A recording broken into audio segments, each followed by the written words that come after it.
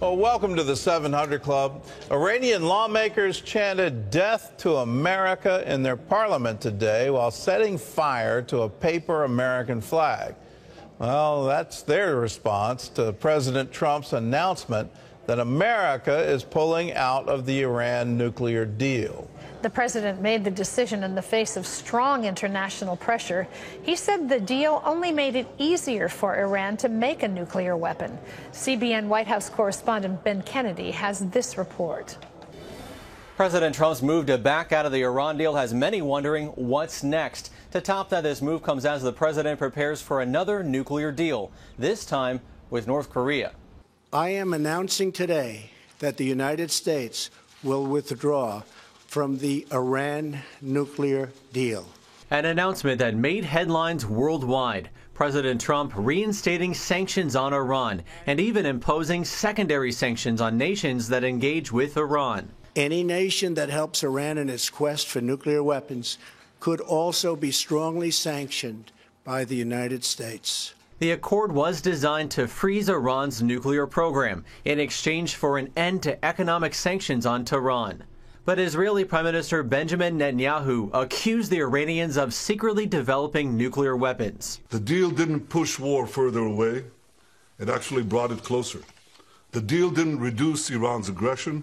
It dramatically increased it. Netanyahu called Trump's move to back out of the deal historic. President Obama, on the other hand, says it's a serious mistake. Some feel that by getting rid of the deal, Iran can start its nuclear production at a higher level. Iran's president warned Tuesday that his country may resume enriching uranium if European leaders failed to preserve Iran's benefits from the 2015 accord. They may not, just because they're also appealing for European support, and certainly I don't think they would start a nuclear weapons program soon. But it's risky getting rid of the entire deal. We are now respected. We are feared, and quite frankly, a lot of folks love us across this globe as well because of actions just like this. He's calling out bad actors for what they are, being bad actors, and he's standing against evil. Now, this move to back out of the deal faces opposition from European allies and could potentially deepen the president's isolation on the world stage. France's President Emmanuel Macron tweeted that France, Britain, and Germany regret the U.S. decision. Ben Kennedy, CBN News, Washington. We started off saying that they were chanting death to America in the parliament. We have a video clip, if we can run that now.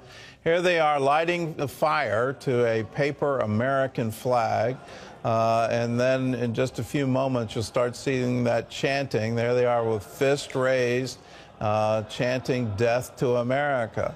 Now, I remember them doing that back in the final year of the Carter administration. That seemed to be a regular thing coming out of Iran. Why in the world would anyone think that they would honor a deal? They still think we're the great Satan. Their whole goal here in developing ballistic missile technology, nuclear weapons, yes, Israel is in their sights, but we're the great Satan. Israel's the little Satan. Why would we ever encourage them to develop missile technology, nuclear technology? There is a danger here, and I'm glad the president is standing up to it to say, no, you're not going to get nuclear weapons on my watch. In other news, Israel is now on high alert after the president's announcement because they're anticipating a possible retaliation attack from Iran. Ephraim Graham has that story and more from the CBN Newsroom. Gordon, Israel's military is focused on the Golan Heights, the territory bordering Syria. Iran's presence now extends into Syria through militia and other troops. The IDF has also opened up civilian bomb shelters there.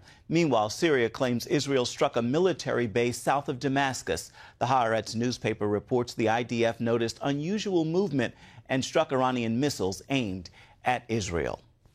3 imprisoned Americans in North Korea are on their way home. President Trump tweeted the news just moments ago. The men will arrive at Andrews Air Force Base at 2 a.m. and the president says, quote, I'll be there to greet them. Very exciting. One of the men was arrested in 2015 and the other two were detained last year.